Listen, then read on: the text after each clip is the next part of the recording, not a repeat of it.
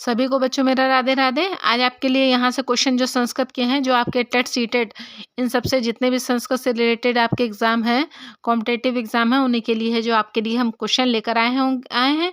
तो I hope कि देखिएगा, आपको अगर अच्छे लगे हों तो हमारे चैनल को लाइक शेयर और सब्सक्राइब कर लीजिएगा। चलिए बच्चों शुरू करते हैं। देखिएगा, पहला क्वेश्चन आपका है, आधुनिक भारतीय आर्य भाषा का काल माना गया है। कौन सा काल माना गया है? नंबर 1 पे 1000 ईस्वी से अब तक, नंबर बी पे 500 ईस्वी से 1000 ईस्वी तक, नंबर सी पे आपका 100 ईस्वी से लेकर है जो 1000 ईस्वी तक, नंबर डी पे 1000 ईस्वी से 1500 ईस्वी तक। तो इसका ऑप्शन क्या हो जाएगा बच्चों? अब क्वेश्चन क्या है आपका, देखिए रिपीट हम फिर से कर रहे हैं, आधुनिक भारतीय आर्य भाषा का काल। तो इसका ऑप्शन क्या हो जाएगा बच्चों? नंबर 1 पे 1000 ईस्वी से अब तक। नेक्स्ट क्वेश्चन है, भारत भाषा का वैज्ञानिक अध्ययन है। क्या अध्ययन है? नंबर 1 प्राचीन काल की देन, नंबर बी पे मध्यकाल की देन, नंबर सी पे आधुनिक युग की देन, नंबर डी पर इनमें से कोई नहीं।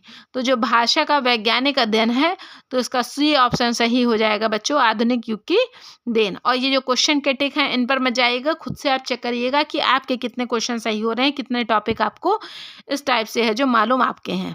ठीक है। नेक्स्ट क्वेश्चन आप देखिएगा, भाषा विज्ञान को अध्ययन की दृष्टि से विभक्त किया गया है। नंबर 1 पे 2 भागों में, नंबर बी पे 3 भागों में, नंबर सी पे 5 भागों में, नंबर डी पे 6 भागों में।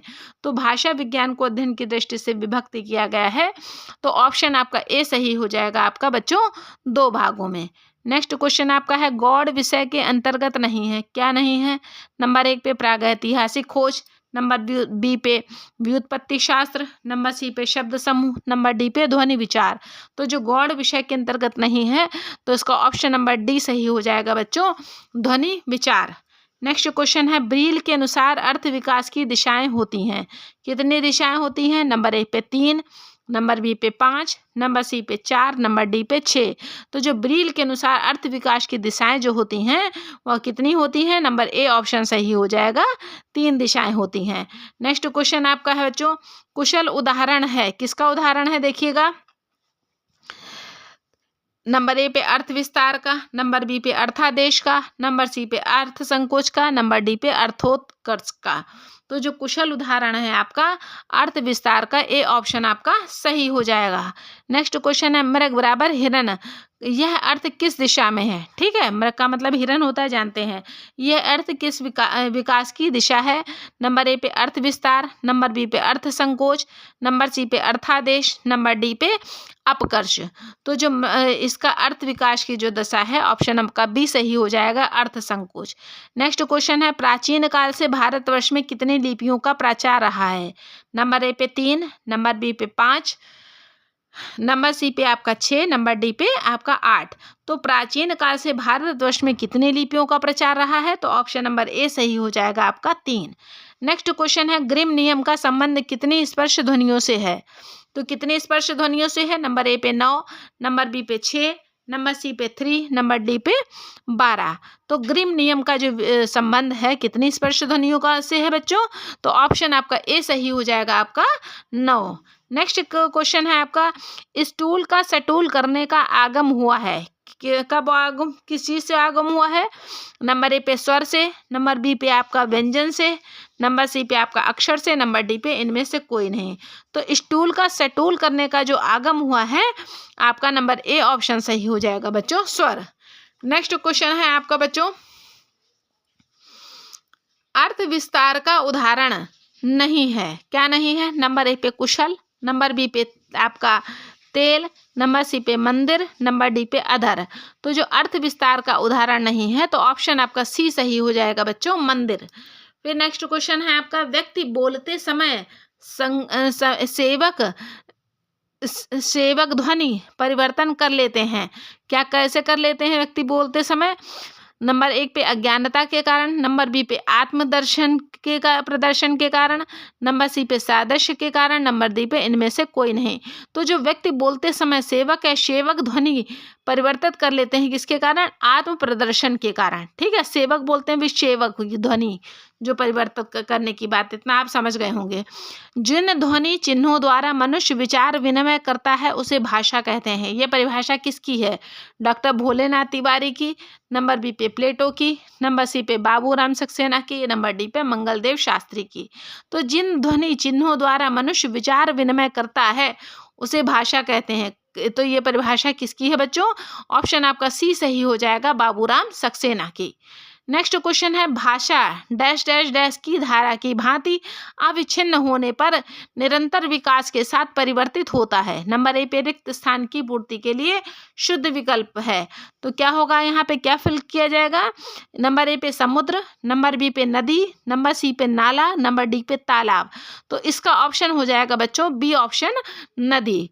तो भाषा है जो नदी की धारा की भांति अविच्छिन्न होने पर ही निरंतर विकास के साथ परिवर्तित होता है, ये इसका सही स्टेटमेंट हो जाएगा। फिर है पाली भाषा में है यह छंदी नहीं है। क्या छंदी नहीं है? विसर्ग नहीं है, स्वर नहीं है, व्यंजन नहीं है, अनुस्वार नहीं है। तो पाली भाषा में कौन सी संधि नहीं है? ऑप्शन आपका ए सही हो जाएगा, विसर्ग।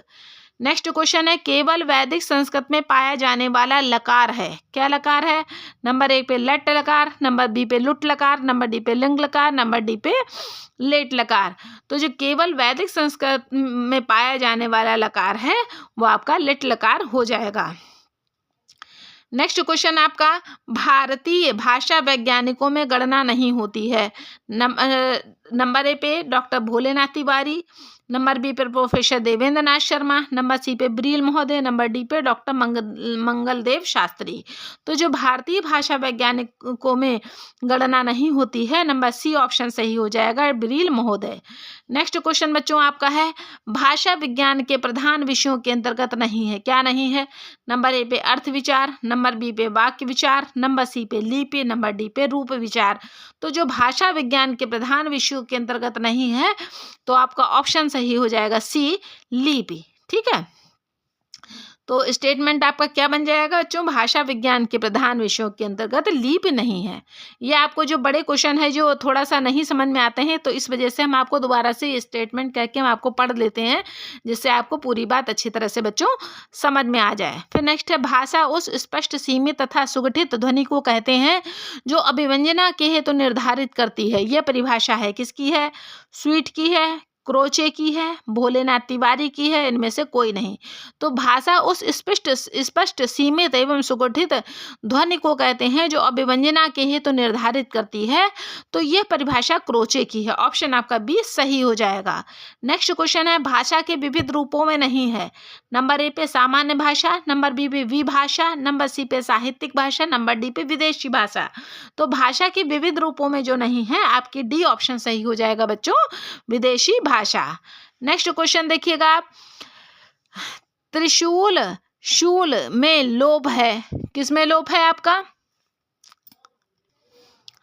त्रिशूल शूल में लोभ है। नंबर एक आदि अक्षर लोभ, नंबर बी पे मध्य अक्षर लोभ, नंबर सी पे अंत प्रक्षर लोभ, नंबर डी पे आदि स्वर लोभ। तो जो त्रिशूल शूल में लोभ है तो इसका ऑप्शन नंबर ए सही हो जाएगा, आदि अक्षर लोभ। नंबर ए पे है। नेक्स्ट क्वेश्चन है बच्चों, ध्वनि परिवर्तन का आंतरिक लक्षण है, का आंतरिक कारण है। क्या कारण है?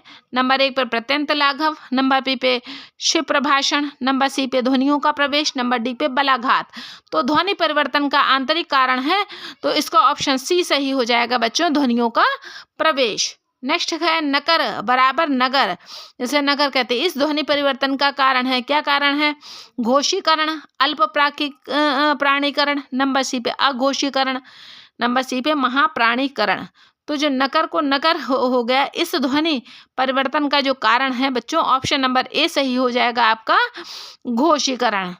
नेक्स्ट क्वेश्चन है आपका, वैदिक संस्कृत के साथ अत्यधिक साम्य रखने वाले ईरानी भाषा है।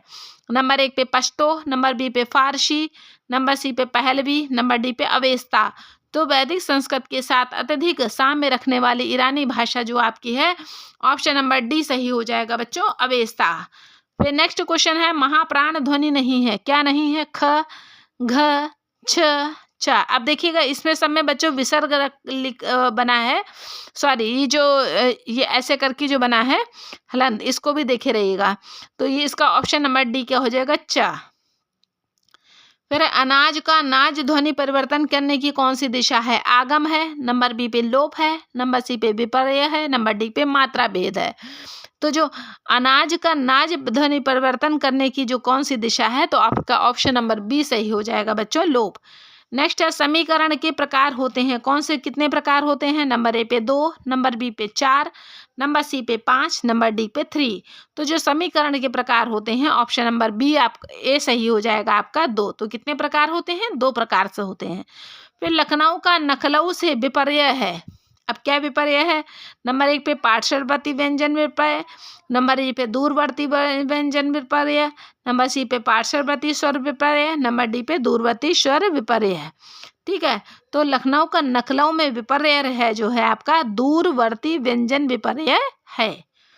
नेक्स्ट आपका है वैदिक ध्वनि समूह में स्वरों की संख्या। नंबर ए पे 13, नंबर बी पे 15, नंबर सी पे 10, नंबर डी पे 12। तो जो वैदिक ध्वनि समूहों में स्वरों की संख्या है, तो आपका ऑप्शन नंबर ए सही हो जाएगा बच्चों, 13। नेक्स्ट क्वेश्चन आपका है इनमें से कौन सी ध्वनि नासिका एवं तालु से बोली जाती है? नंबर 1 पे खा, नंबर बी पे ट, नंबर सी पे भा, नंबर डी पे या। तो आप है जो इसको पहली बात तो खुद ही प्रैक्टिकली आप इसको है जो ट्राई करके देख सकते हैं। तो ऑप्शन इसका वैसे इसका बच्चों हो जाएगा या डी ऑप्शन आपका सही हो जाएगा। तो इनमें से कौन सी ध्वनि नासिका एवं तालु से संबंधित है? तो यहाँ। फिर नेक्स्ट है मास्टर साहब का मासाब हो जाता है। जैसे नहीं बहुत लोग हैं जो बोलते हैं मासाब कैसे, तो मासाब हो जाता है, कैसे हो जाता है? नंबर 1 बलाघात के द्वारा, फिर नंबर बी पे प्रायोगाधिक्य के कारण, नंबर सी पे स्थान भेद के कारण, नंबर डी पे आपका प्रयत्न लाघव के कारण। तो मास्टर साहब का माँ साहब जो हो जाता है, तो आपका ऑप्शन नंबर डी सही हो जाएगा, प्रयत्न लाघव के कारण। आज के क्वेश्चन बच्चों यहीं तक ही। आई होप कि आपको अच्छे लगे होंगे। अगर अच्छे लगे हों, इसी तरह से हम आपके लिए क्वेश्चन लाते रहें, तो ये हमारे चैनल को लाइक शेयर और सब्सक्राइब बच्चों ज़रूर कर लीजिएगा। तब तक के लिए सभी को राधे राधे। कमेंट में आके करके बताइएगा कितने क्वेश्चन आपके सही हो रहे हैं, कितने नहीं सही हो रहे हैं। ठीक है, चलिए, ओके, टिल देन बाय।